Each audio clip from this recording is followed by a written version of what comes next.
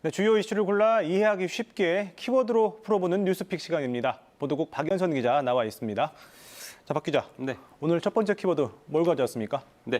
오늘의 첫 번째 키워드 일장춘몽입니다. 예. 네, 잘 아시다시피 인생의 모든 부귀 영화가 꿈처럼 덧없이 사라지는 것을 비유한 말로 한낱 꿈을 의미합니다.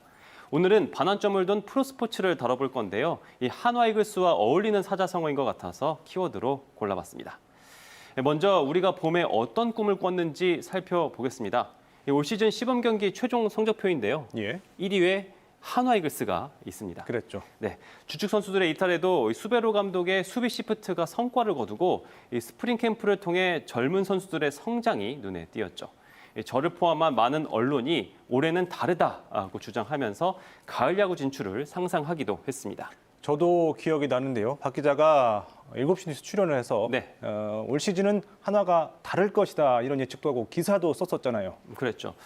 스프링 캠프에 다녀오면서 이 달라진 분위기가 심상치 않다 이렇게 생각을 했던 건데요. 예. 실제로 지고 있더라도 끝까지 상대팀을 괴롭히는 모습이나 역전승을 이끌어내는 모습 등은 지난해보다 훨씬 나아졌습니다. 김민우 같은 경우 확실한 토종 에이스로 거듭났고요. 노시환 등 젊은 타자들의 약진이 있었던 것도 사실입니다. 예.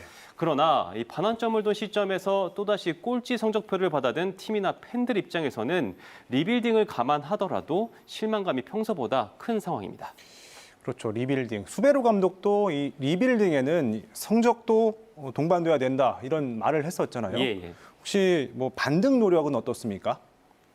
네, 한화는 오늘 경기를 포함해서 70경기가 남았고요. 이 가을 야구 마지노선인 이 5위 팀과는 11게임 차가 나고 있습니다. 예. 10연패를 한 것과 반대로 계속해서 연승을 이끌어내면 순위가 역전될 수도 있기 때문에 아직 결과를 예단할 시점은 아닙니다.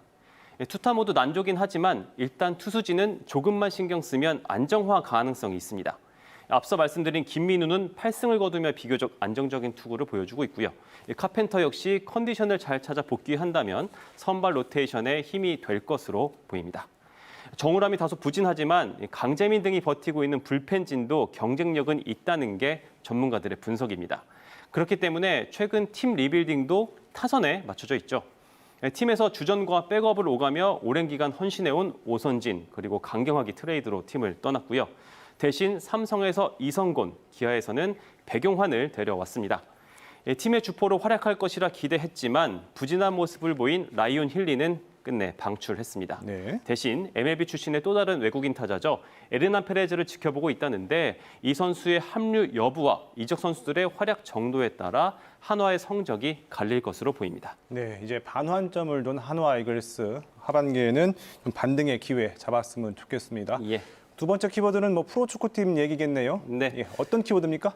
네, 두 번째 키워드는 화중지병입니다. 네. 쉽게 말해서 그림의 떡이라는 뜻인데요. 대전 하나 시티즌이 초반 기세와 달리 올해도 승격 싸움에 어려움을 겪고 있어서 승격을 바라만 보다 또 놓치는 건 아닌지 하는 마음에 키워드를 뽑아봤습니다.